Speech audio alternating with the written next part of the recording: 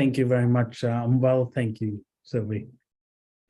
Alhamdulillah. So actually, Prof. Ramal is our invited speakers that will share the knowledge and also the experience about how to scale up the SMEs. And we have many students here, Prof. Ramal, and also they are come from bachelor and also master student, also PhD students. So we hope that this class can bring us to the improvement on how we can scale our SMEs up and how we can help the SMEs and also how we can innovate the strategies to scale up our SMEs in Indonesia or our SMEs in the global. So without any further ado, time and screen is yours. Hey,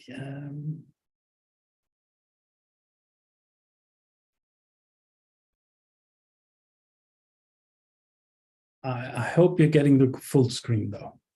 Yes. Yeah, clear. you. Thank you. So Bismillah ar-Rahman ar-Rahim. Thank you very much, Sylvie. Thank you, colleagues, and Assalamu alaikum wa rahmatullahi wa barakatuhu. Thank you for the opportunity to come and speak with you, even though it's online. I'm sure we can still engage. And thank you, Sylvie, for informing me the group, the breadth of it, because what I intend to do is start off by talking about what the importance of SMEs is globally and Indonesia, and what is happening in Indonesia and how things have been affected in Indonesia and around the world during COVID. And where can firms now scale up? So SMEs, what's the future? Now, part of this, I will provide you with background information, factual information. But the other thing I will ask you to do is help me out as well, because I do have some questions for you that I hope once you think about and we all think about, once we all start talking about it, when we answer these questions, we'll have a better idea of how these SMEs can scale up. So it has to be quite structured in a way. So without wasting any further time, let's make a start. So why are SMEs important? Well, 90% of businesses worldwide are SMEs. Now, we just have to, and I always say this as a caveat, we've got to be careful which definition we use. Okay? In most of the world, an SME goes up to 250 employees. In America, it's up to 500 employees. So we just have to keep that in mind when we look at the global figures. 50% of the employment worldwide is in SMEs. What we don't know is the difference between the formal and informal side of things. Pardon me. So formal that we actually can capture comes up to about 40% of the national income GDP in emerging economies. The challenge in emerging economies is that there is a huge informal economy that we don't know about. Okay? So people are running small businesses, they're not registered, they don't pay taxes because they're very small. They could be micro businesses. So if we were to bring them into the fold, the contribution would be even higher, because they may even hire someone else, and the total contribution can be more than 40%, I reckon. In emerging economies, which includes Indonesia, most of the formal jobs are generated by SMEs. They're creating 70% of the jobs. Now, that is not very different from what is going on in other parts of the world. So smaller economies like New Zealand, like Scandinavian countries, like Australia, SMEs are again the ones that are driving this growth. So they're very important. In the OECD countries, which are more of the high income countries, SMEs are 99% of all firms and 70% of all jobs. So very similar, as I said, to what emerging economies are doing. And they contribute slightly higher to the GDP in high income countries compared to emerging economies, simply because the percentage of formal SMEs in the economy is much higher. Okay, so that's just a correlation we can see there. As far as Indonesia is concerned, this is very fascinating data. 64 million SMEs have been registered. This was data from 2019. Nearly is the entire business population of the country. And you can see nearly the entire workforce of the country in Indonesia is working for SMEs. And this report that the World Economic Forum did, the SMEs that they captured included micro. In a lot of countries, micro is not part of it. But the data that the World Bank and all of them do as far as Indonesia is concerned, they include micro as well as the SMEs.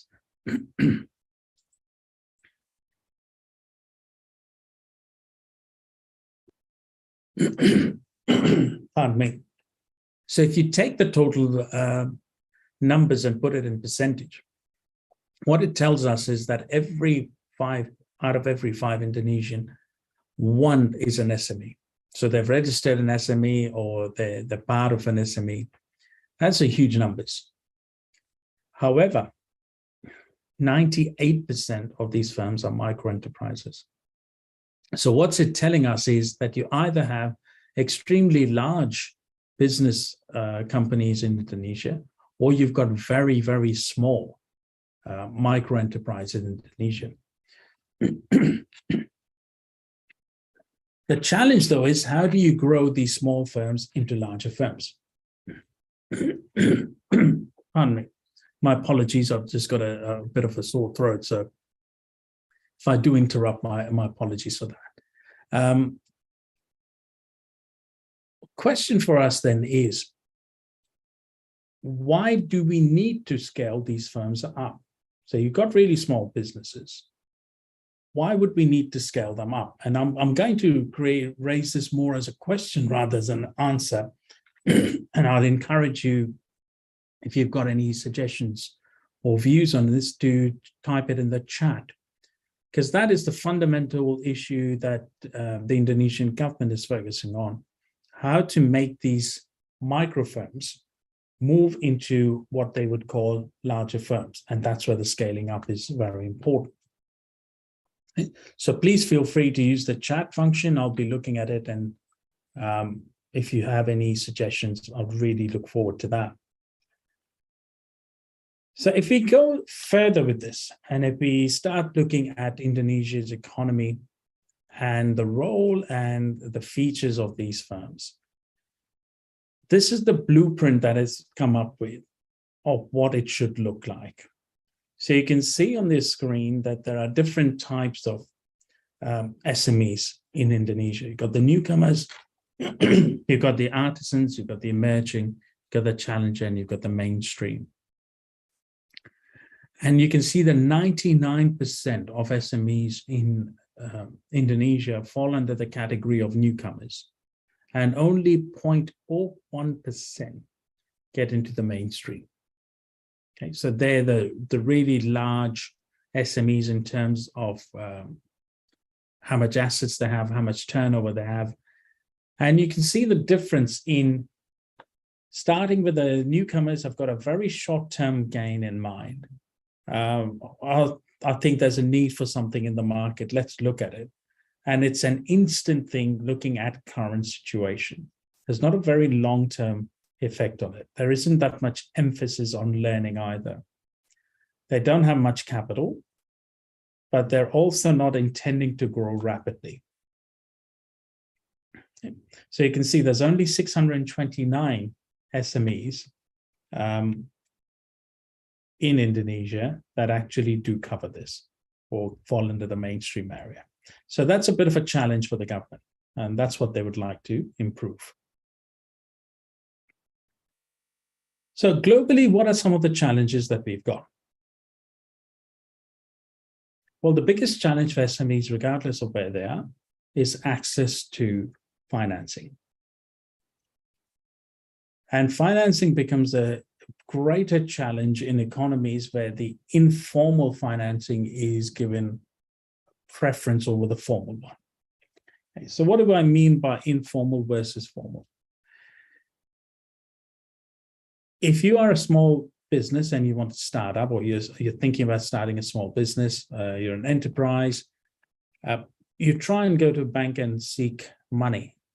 You've got an idea. That idea needs to be developed.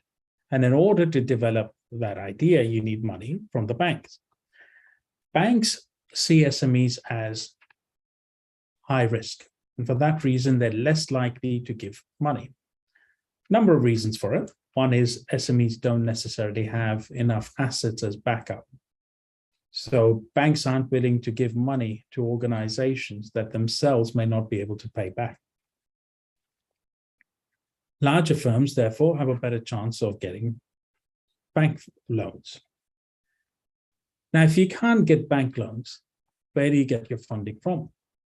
Well, you may have friends or family who've come up to you and said, look, can you lend me some money, or can you invest in my business to start my enterprise? Probably the best known example of that would be Alibaba, that Jack Ma started in China. Had to get a group of friends and families to get together and say, look, do you believe in my vision? You've got to fund it. And his vision was very good. Was able to not only repay them back, but repay them with a very big return. So SMEs have this challenge. Now, the International Finance Corporation, which is part of the World Bank, they estimate that 40% of the formal MSMEs in developing economies need their financing met. They've got an unmet financing. And that comes to about $5.2 trillion every year. 1.4 times more than what the current lending is. So we'd have to not only double, nearly triple our efforts to try and get funding or financing for all these SMEs. The biggest gap is in East Asia and the Pacific area. And that's because historically, these nations or these regions have been very risk averse. North America has always been encouraging of risk taking, because that's when the innovation comes in. You try, you fail, you try again. Whereas in East Asia and the Pacific nations, you try, you fail, and then no one wants to fund you again. So that's the challenges we face. And you can see now on your screen the gap between formal and informal. And you can see the gap there for the financial gap for the different areas, SMEs and the micro one. And you can see the East Asia one and Pacific has got the largest gap. Smaller in South Asia for the micro ones, but it's a huge gap in that region. What that means is that when you start looking at East Asia, which includes countries like, or they capture countries like Indonesia, there is a problem. There's a gap in the funding. And if you don't have that formal funding, then you come to look at some sort of different options, informal options. So your biggest challenge is already financing. You add to that the second biggest challenge you now have, and that is COVID. So between 2020 and 2021, about 80% of SMEs across 32 countries lost nearly half of their revenues. Governments provided support. Indonesia had some policies which we'll talk about. The Australian government provided a lot of support that ended up creating a massive debt for the country, but it was able to sustain these SMEs so they could continue providing employment to the people, so unemployment levels would be low.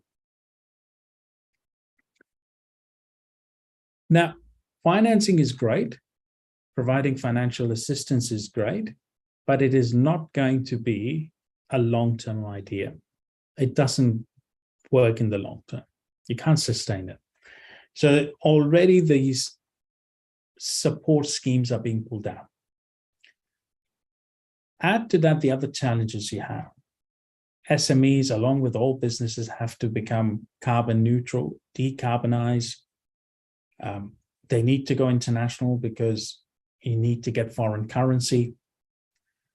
And digitalization is another challenge that they have to deal with. So how will they deal with all these issues? And who are the ones that are mainly at risk? Okay. Let's have a look at some of the studies done globally. So if you look at some of the studies done in Australia, in the United States, you can see the areas or the industries that are most likely at risk with it.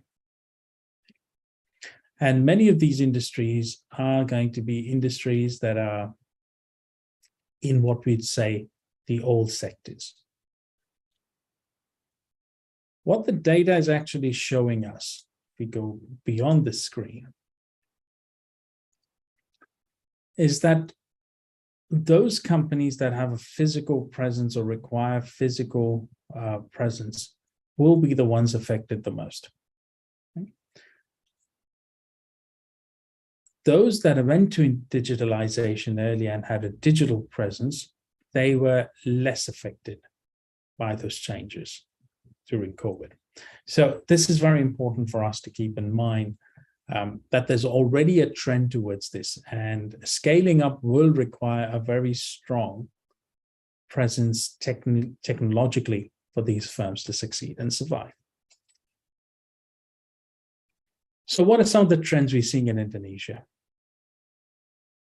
Well, lending was already going down as soon as COVID hit. Okay.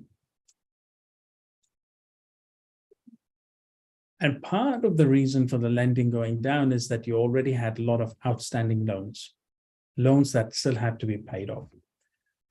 Non-performing loans were going up, which is another sign that many of these ventures were being started and then perhaps even with the support of loans were unable to succeed.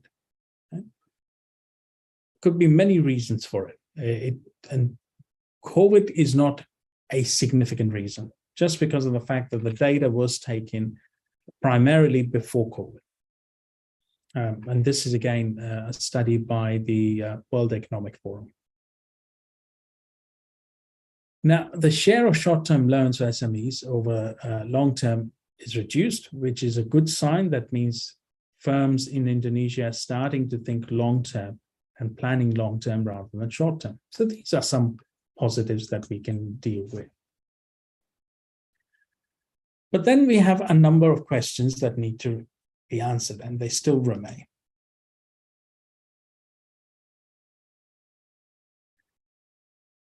The upcoming challenge for SMEs, in addition to everything we've mentioned, is that interest rates are going to go up. Borrowing is going to become more expensive. So you already have the problem of not enough opportunities or avenues to borrow from. But now you have the issue of having to borrow at a much higher rate, which means the capacity to build profit into business goes down.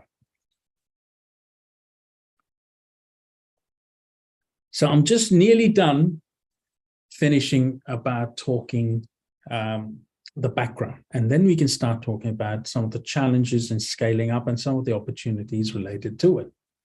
And as I mentioned, I will need your input for that. So that's the data that we have for Indonesia, even though the report itself was compiled by the World Economic Forum in late 2021 for the 2022 report. The data is from up till 2019. So we don't have the exact figure for what's happened with COVID. But you can see the number of micro enterprises, the small enterprises, and then small, medium-sized enterprises compared to the large ones. And large enterprises remain scarce in Indonesia. They're not growing tremendously. They're still at that same level. And this is the challenge for the government. This is what the government wants to fix, to try and get these firms to move from the SME mode into the large enterprises.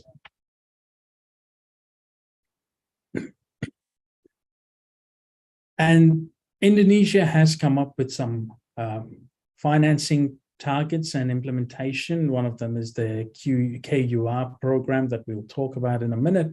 But you can see the target initially was very low, and they nearly hit the implementation of it, and they've been readily increasing it. So from a government perspective, the Indonesian government is providing enough support to try and build up SMEs in Indonesia. So again, this is something we need to look at. Okay, so now there's a lot of talking from my side, and now I will ask you to start participating, please. So I hope you'll be typing up some answers at least, and then help me out here. So specifically, we need to start talking about how can the SMEs in Indonesia scale up. And there is no doubt that the growth of Indonesian economy is going to be very much targeted on the long-term sustainability of the Indonesian SMEs. The World Economic Forum acknowledges it. The World Bank acknowledges it. Most economic indicators suggest the SMEs will continue to be the backbone of the Indonesian economy. So how can we get them to grow? How can they scale up? Well, the first question I would like to ask you, and there's a set of questions that I have, so please do add your voice to this and put it in the chat, or even, I don't mind if you would like to just speak up on the camera. What sort of a time frame should the Indonesian SMEs be looking at? And this is more a question rather than a statement from me, because you would have more experience. Some of you may already have your own little business that you run, or know someone who's got these businesses. So please think about this. What sort of time frame should SMEs in Indonesia be looking at when they're setting up? Should it be a 2-year, 3-year, 4-year, 5-year plan, or should they be looking much longer? And the question, I will give a bit more context. Many SMEs that are entrepreneurs in developed economies will have a plan for maybe 10 years to 12 years. If at most, maximum, they would ideally like to look at a 5 to 7 year time frame where they scale up enough to sell it to a larger firm. What has been your experience of looking at Indonesian SMEs? Do they have that sort of a time frame, or do they just go, well, I'm going to create a business and this will run for as long as I'm alive? So any views, any feedback on that? So please, any feedback for the participant? Actually, we have 3 gifts for anyone who can answer the questions. So please speak up. But while waiting for the participant, Prof, actually, in my point of view, our SMEs, they are taking many times to have this to scale up their business, and actually, our SMEs has like the general obstacles is like financing, low human resources, and like they don't have any capabilities to manage the price, for example, the price of the goods or the services they provide, or they don't know how to calculate the profit itself. I mean, right now our SMEs, they don't spread between the capital and also their own money. So I think that's the point, the cause why their finance is still difficult, and it's not only take 4 years, 5 years. I have many SMEs that I see of. They already in 10 years, but still in very low scale. Yeah. Thank you, because what you've done is you've also answered the next question, because this was really good. And I should highlight your paper itself that got published this year.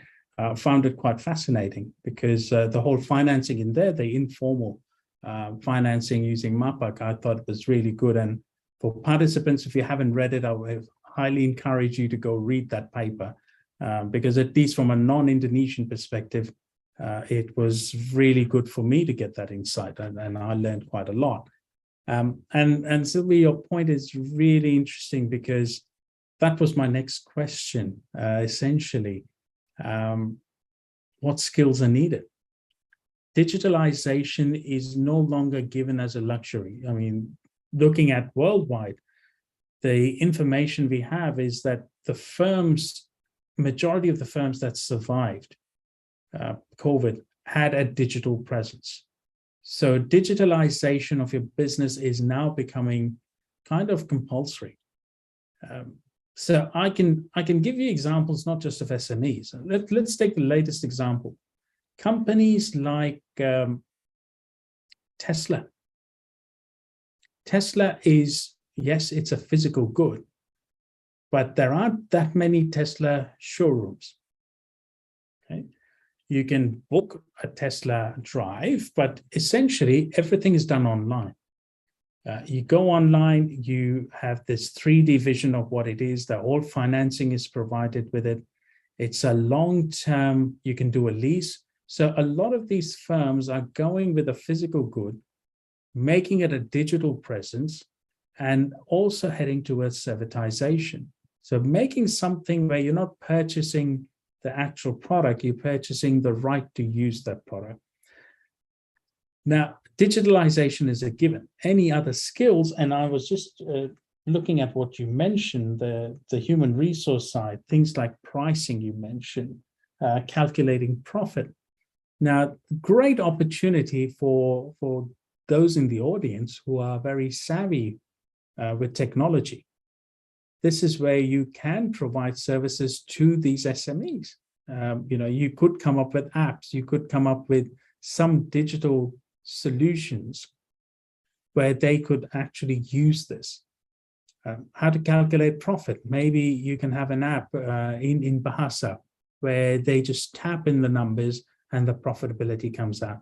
It could be something that can be supported by the government, because it could also help calculate tax for tax purposes. This would be a really good way of bringing firms into the formal economy as well. So that's a really good point. I'm still looking at the chat. If anyone in the audience wants to think about skills, what other skills would be needed? Maybe you can call the name, Prof.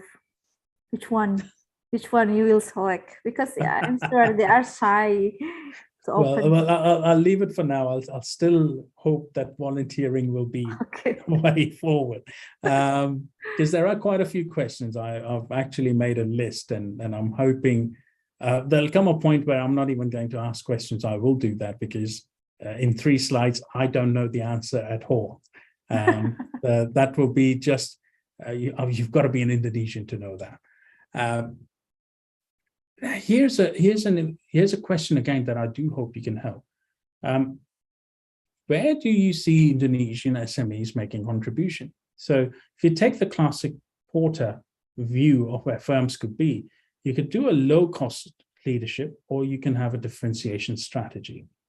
Now, SMEs historically in emerging economies would take a low-cost leadership and say, look, because we have less overheads, we'll produce things cheaper.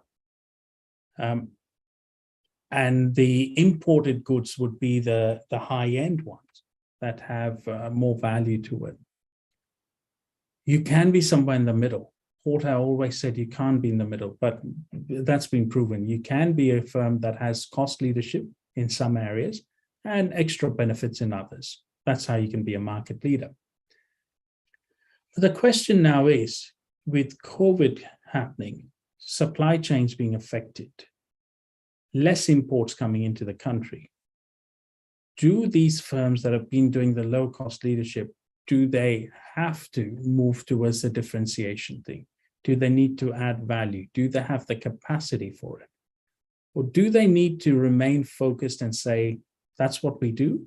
Or do they now say, here's an opportunity to move and take a more conglomerate approach to say, yes, we produce, say, we produce office furniture as a small, medium enterprise, but now we're going to go into building as well, unrelated conglomerate approach. So I'm taking just example of building, but you can think about it could be a services firm, could be a small services firm that does accounting services, but now says, look, maybe we can scale up and do marketing as well, right? So what would work best? What does work best? If you were to look at the profile of Indonesian firms at the moment, SMEs, do they seem to be focused, or do they take a longer approach of a conglomerate view?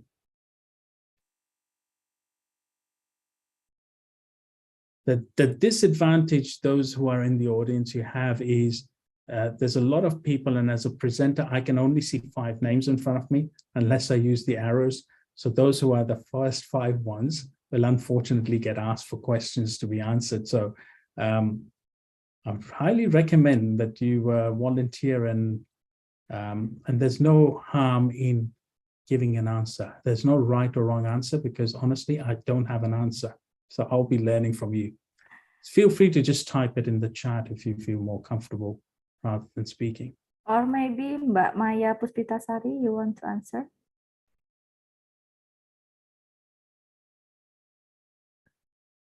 Okay, Prof. Maybe they are still thinking. That's all right. The answer, because SMEs, actually SMEs problem is very complicated. It is, and there's a lot more questions, so not to worry. I've got plenty more. Okay, now scaling up. So these are all the things that you have to think about. Okay, you can take a short-term strategy, long-term strategy, get the skills that you need.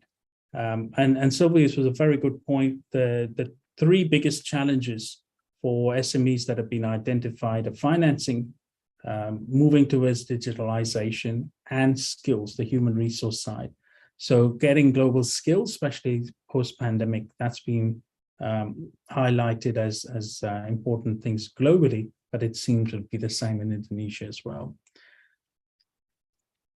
Now, as a lot of young people in the audience, I can tell from the photographs, you're in the university system, you're learning, but as you're learning, you're also unlearning a lot of things that previously you didn't learn, or you learned and you have to now relearn.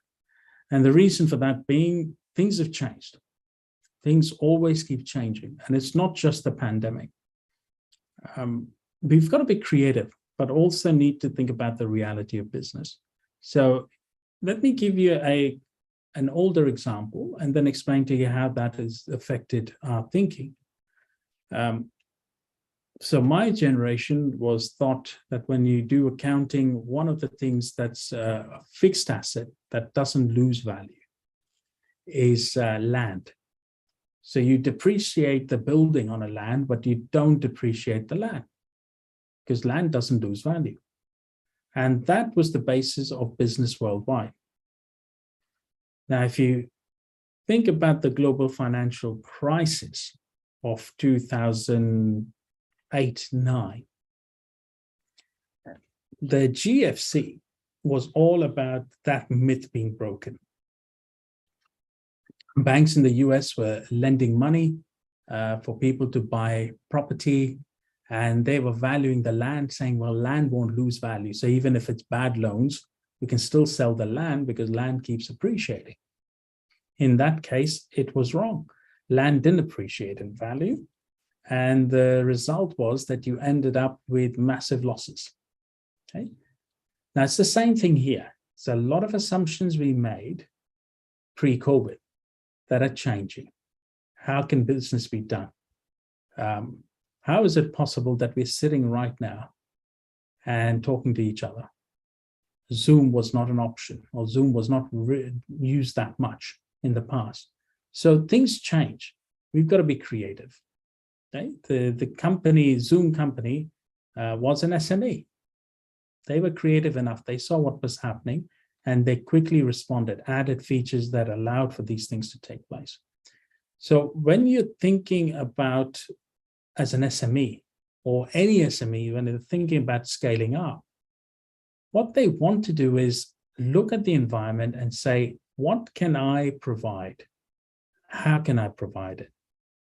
And is there an opportunity for me to provide it in the way that I will change business the way it's done? Okay. The taxi industry's changed, big industry, because you got the model like Uber coming. Okay.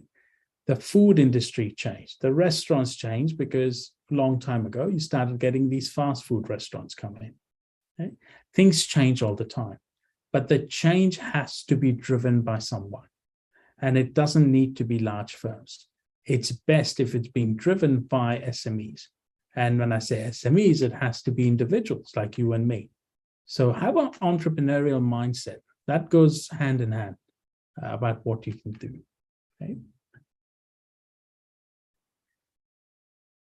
Now, we do need you to get involved. Otherwise, it's going to be a very short session. We're getting very close to the final few questions that I have. So please do get into it. Now, first thing I want you to do is stakeholder mapping. Okay, so you're looking at SMEs. Imagine you're an SME or you are helping an SME. The first thing I would want you to do is think about in Indonesia, for an SME, who would be a primary stakeholder and who would be a secondary stakeholder. So who do we think would be the primary stakeholders in Indonesia?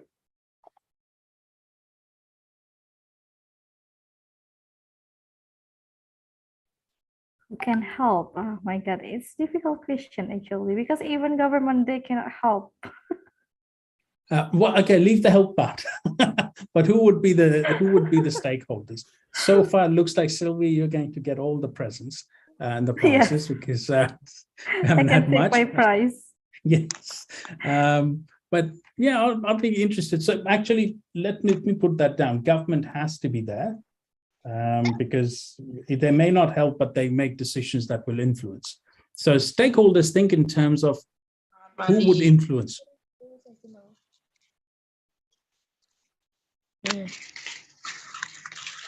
Harus mandi ya.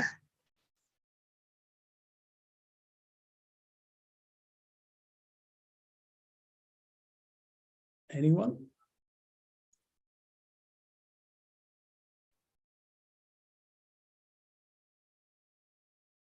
No. Or Well, we maybe got government. Rinda Ayu, you want to tell something? Or Mbak Kalzum? You can deliver it in Bahasa Indonesia or you can type in chat box.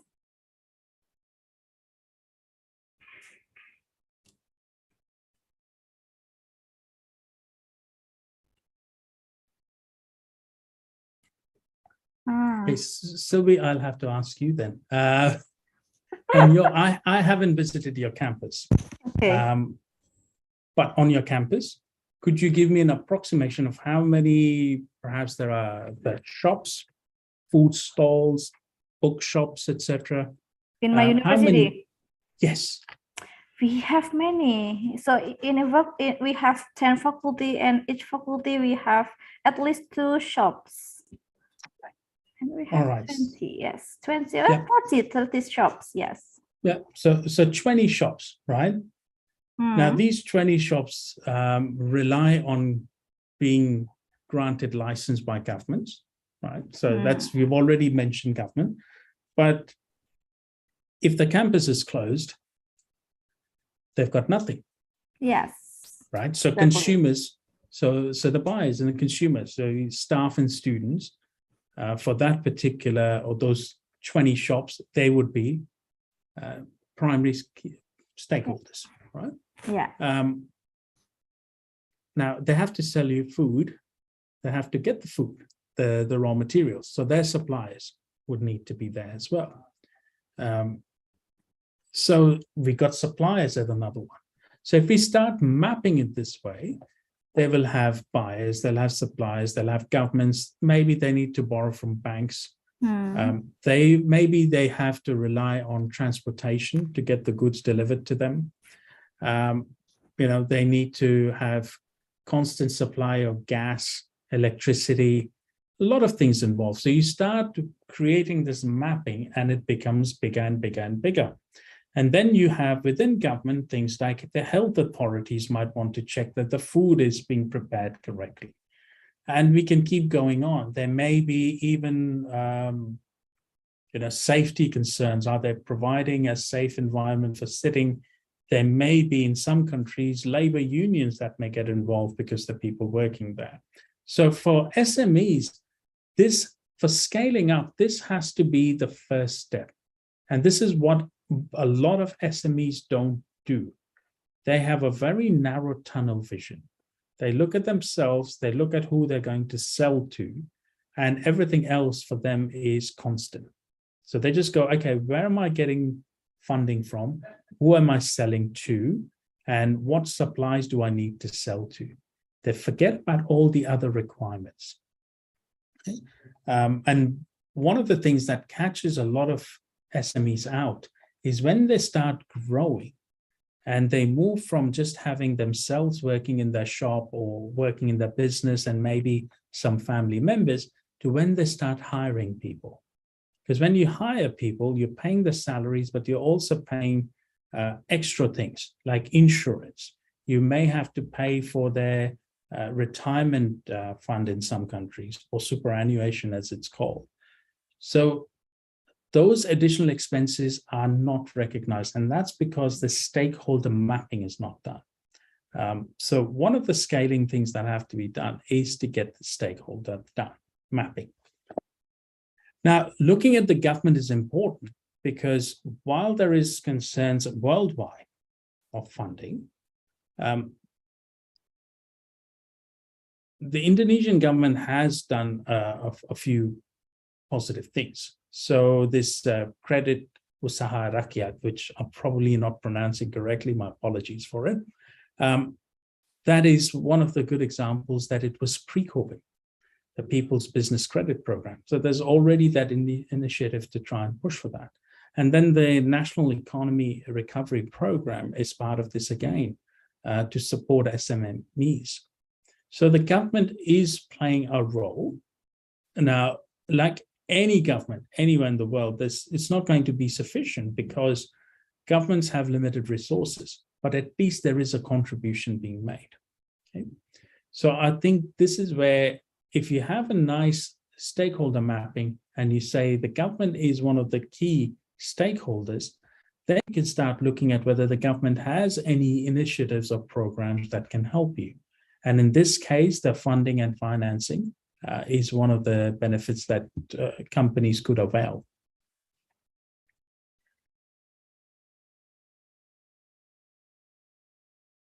Now, when you think about all the things we've said, so if you're an SME, you've done your stakeholder mapping, you've thought about long-term, short-term. So if you're a shop on the campus, you're thinking, okay, I've got one shop in this faculty. Can I open another shop in the other faculty? Do I open up another shop outside? Do I open up a shop near places where students usually go after university, so they're familiar with it? Do I go into different cities? That's all these long-term planning that you can have. Do I sell the same thing as the other shops? Do I sell other different things? Will people buy more from me if I sell it cheaper? Again, that cost effect comes in. What do I need to learn? Is there a better way of doing things? Yeah.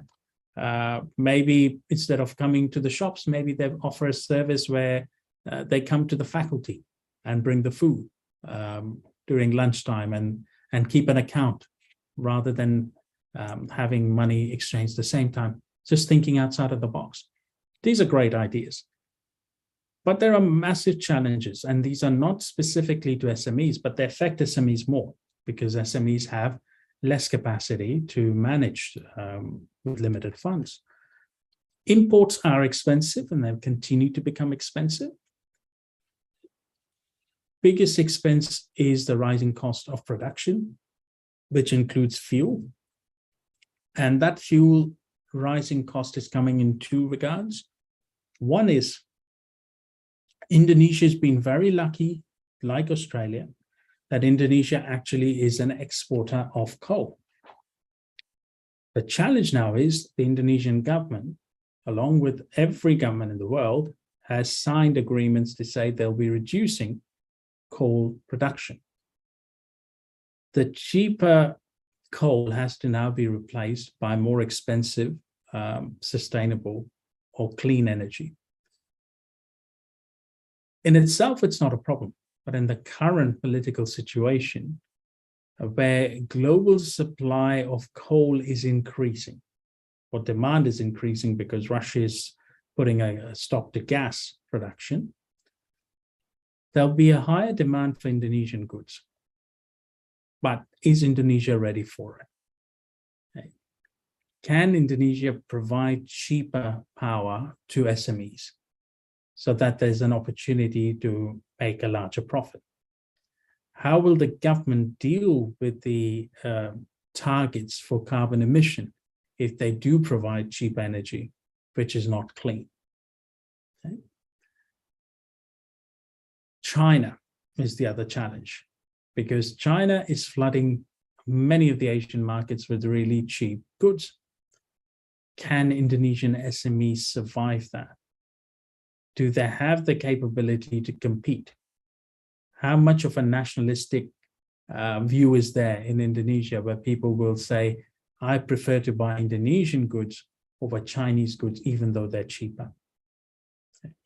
So it's the cost of living goes up. People generally tend to go for the cheaper option because it's part of the survival. It's the nature of the human being. But these are questions that SMEs need to consider. They have to think long term. If they're importing raw materials, how is the rupiah performing against the dollar? How is it performing against the euro? The supply chains fractured, limited supplies worldwide. Will Indonesian SMEs be able to afford competing with other larger firms worldwide demanding these things? And how do you create a local economy where people are willing to buy Indonesian goods over non-Indonesian goods? Okay. So I've got a few final questions, and there are 4 of them. And I do hope now, since this is towards the end of what we have to cover in terms of content, you will look at this and maybe think in terms of where Indonesia or Indonesian SMEs can scale up. So my very first question to you, and this may sound like a simple question, but believe me, this is a question most economies are asking themselves now. Based on the new reality of what you have, the new normal as people are calling it, where does Indonesia have a competitive advantage? And it doesn't need to be specified with size, because as we noticed, nearly 100% of the business population is SMEs in Indonesia. So where would you say Indonesia has a competitive advantage over other countries? In what areas of the economy? I think agriculture, Prof. Agriculture? Agriculture. Yeah. It is cheaper than other countries should be. Yeah. So how would you use that? So I'll give you an example. So if I was to ask someone from Sri Lanka who are facing both the COVID issue and political issues, their economy is now considered has defaulted. What is good out of Sri Lanka? It's an island country. So they have a lot of seafood, really good quality seafood that's unique. So if I was to say to them, what's their competitive advantage?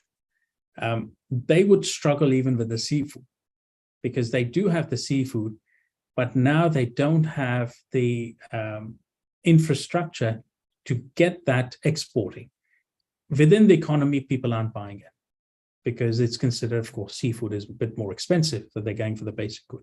So when you're saying agriculture, you see that as a competitive advantage against other countries, or as an advantage that Indonesia can feed itself without having to import? Yes, actually, our agriculture is, we have very huge land and we have a very good weather to have plenty plant.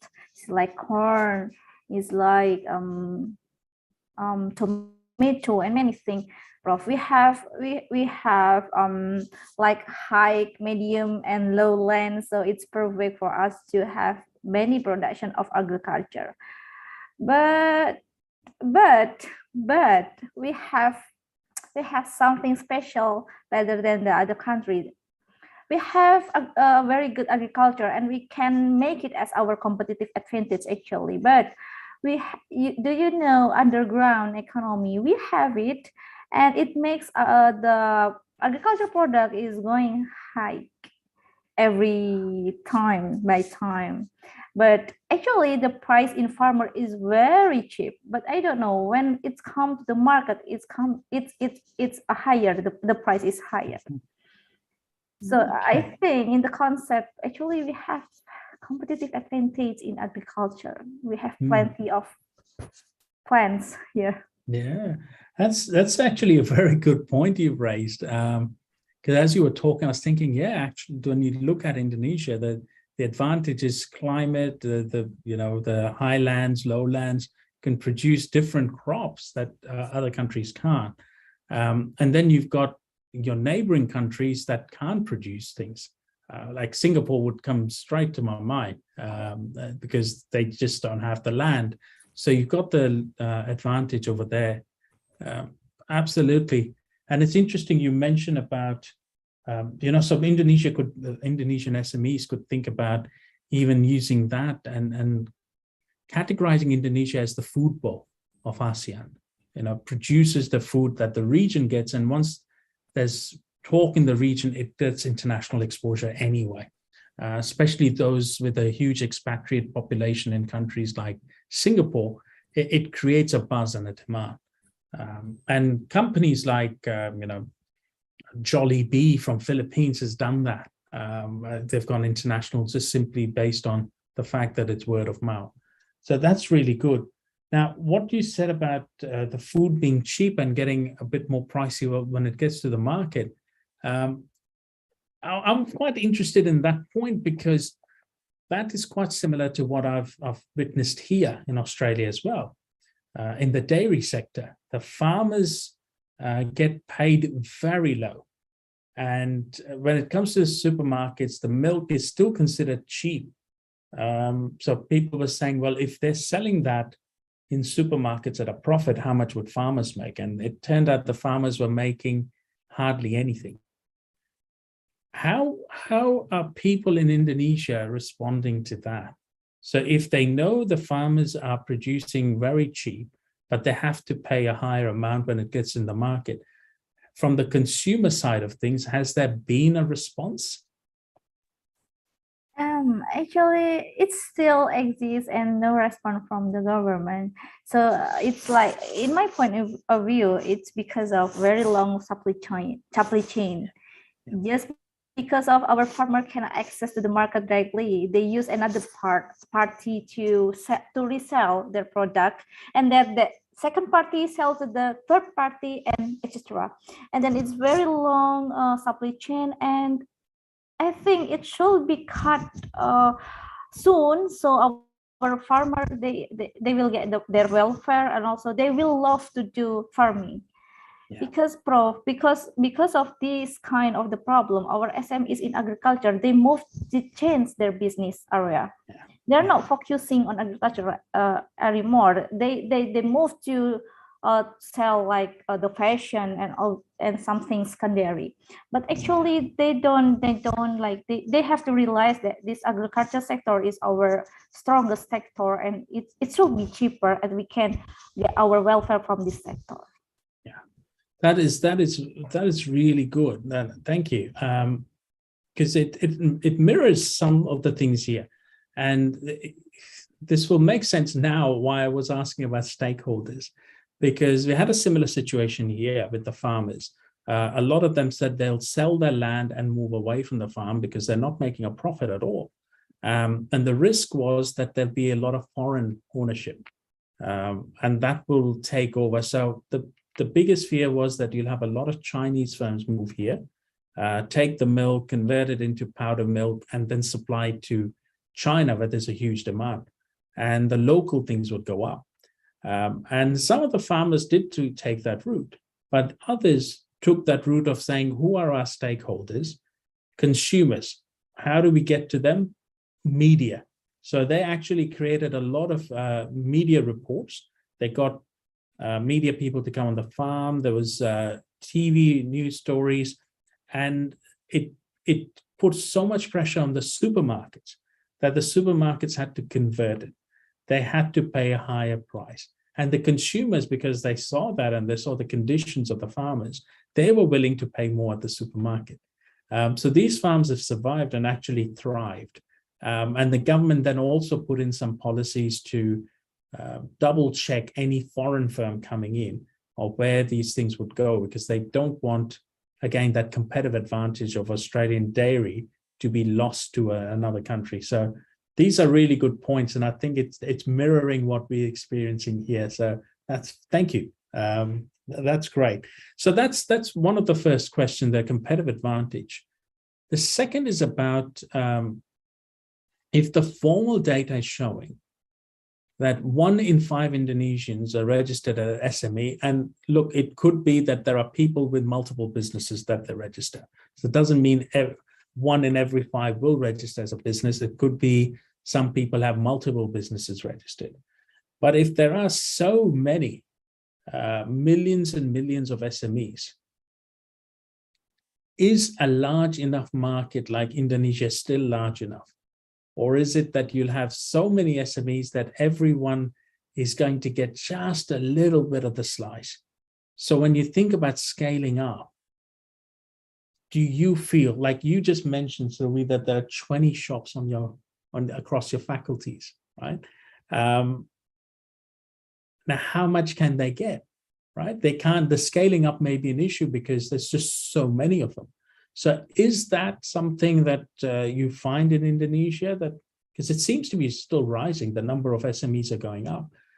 Is it going to get to a point where this is going to become a problem?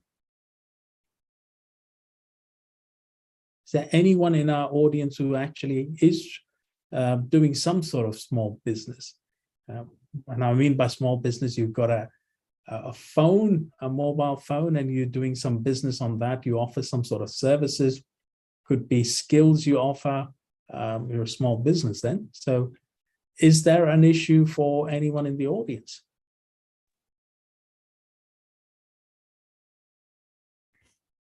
So please, anyone can answer and we can do discussion.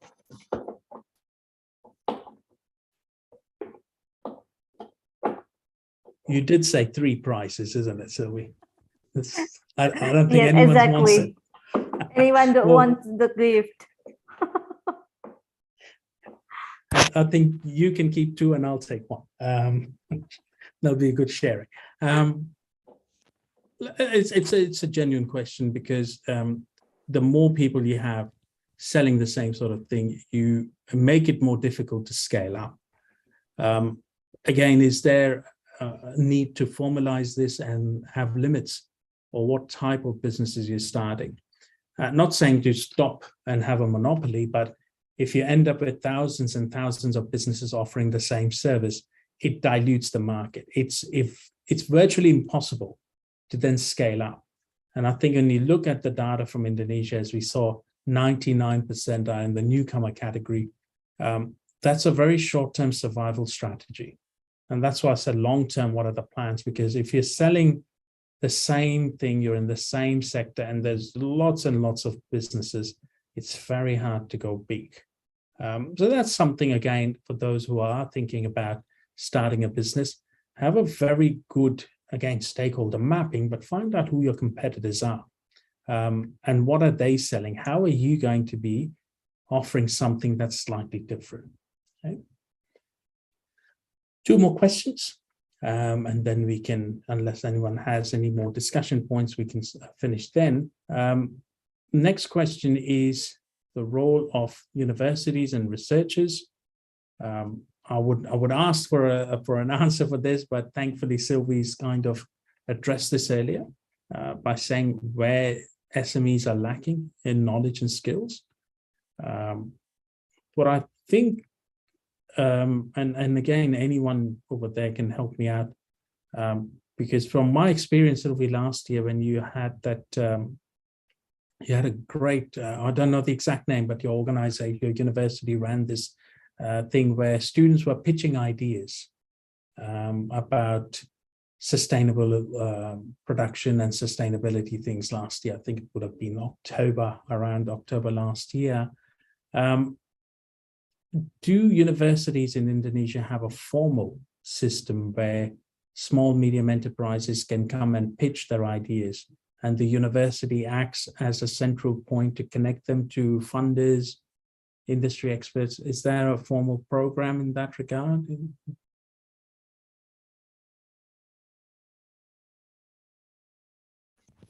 Professor, actually, yeah. So I will add the price for me.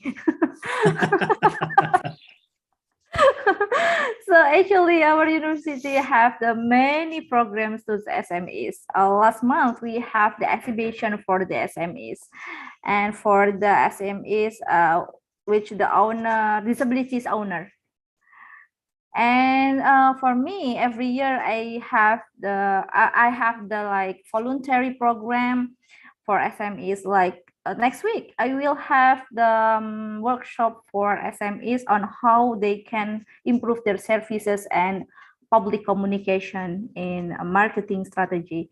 So yes, as the university and researchers, we have, I'm sure we have very big role in assisting our SMEs. That is wonderful. That is wonderful, because that's how these SMEs can scale up. And I hope SMEs take advantage of it, even those who are in the rural areas, because that means your university is pioneering something really good. It's something in other universities, in other countries, it's still developing. And I think if that's and from what I've experienced last year as well, I think your university in particular is very much focused on linking with the industry and the SMEs. So that is wonderful. And I hope that your colleagues in the audience or the students will also think about not just studying at Brawijaya, but also using that time to learn about, well, once we finish, what are we going to do? We have these ideas, let's test them with people like yourselves, to get that experience and learn that communication skills, because that's in that very diluted market, having the right messages to distinguish yourself, very important. So thank you. Well, I've got one last question. This may be the last chance for anyone else to try and tap into the prize. A lot of informal work goes on around the world, but in emerging economies tends to be higher. And there's a number of reasons for it. Informal work basically means that people are doing work, cash in hand, maybe even hiring people. And it certainly has benefits.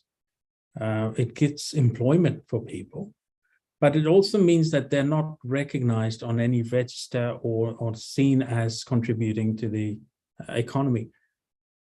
Now, apart from the fact that the tax issues come in, but for many of these small businesses, the tax amount would be very small because they wouldn't be very large scaled up.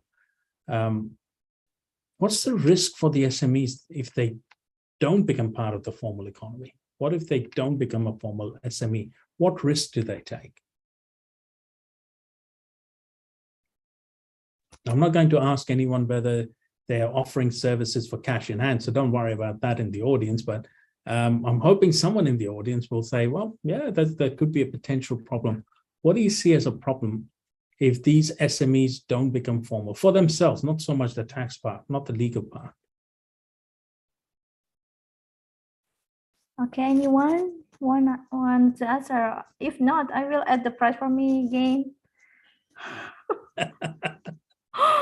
Okay, Prof. So let me answer it and let me get my gift.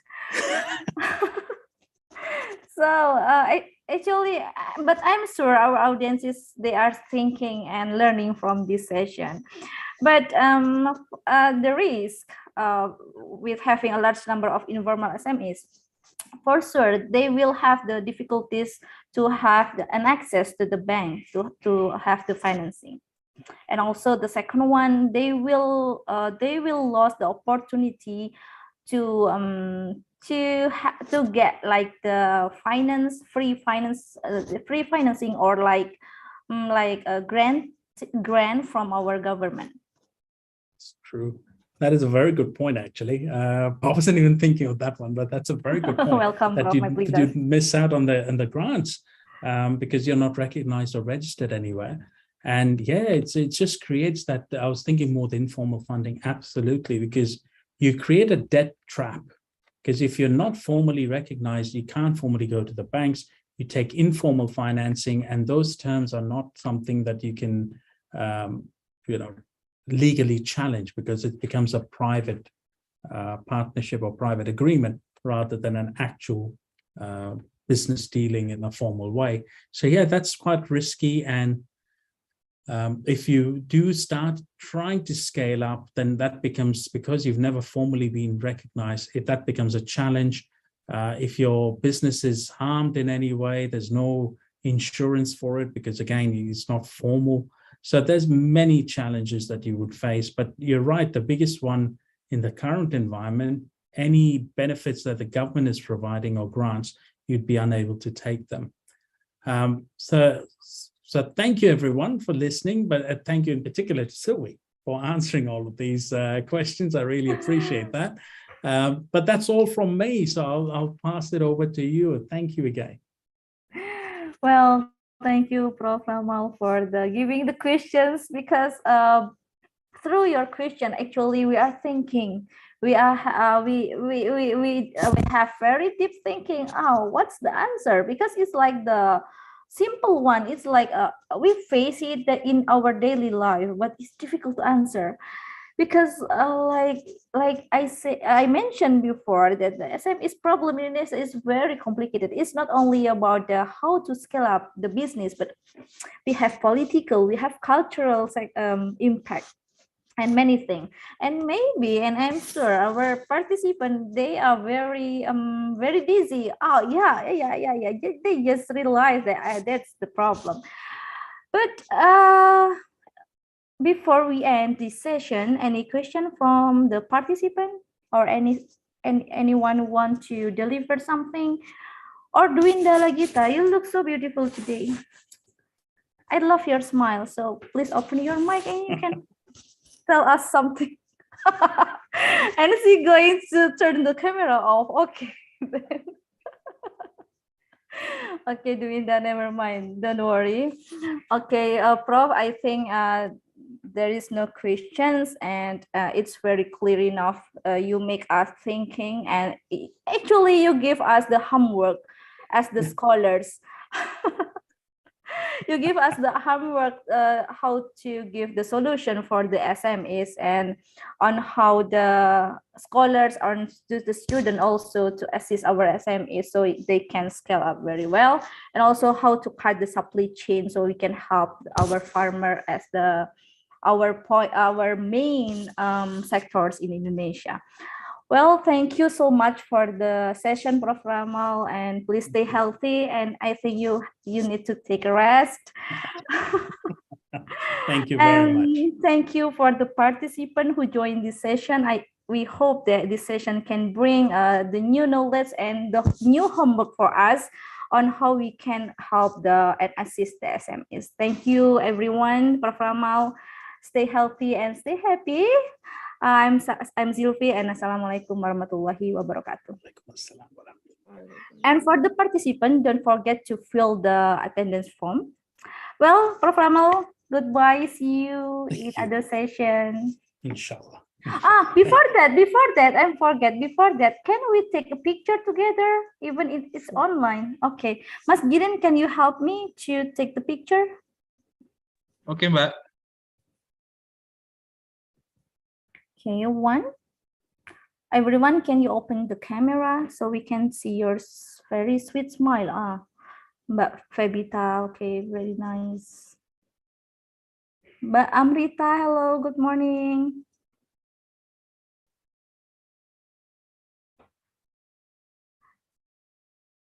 Yes, we can see our very beautiful and handsome participant. Okay, Mbak Fanika, you're already beautiful. Thank you. Well, Mas Girin, can we start? Okay, on my count ya. On my 3, 2, 1. Oke. Oke, done Mbak Silvi. Okay, done. Thank you, Mas Girin, and thank you, everyone. See you in the next session. Wassalamualaikum warahmatullahi wabarakatuh. See you all. Waalaikumsalam warahmatullahi wabarakatuh.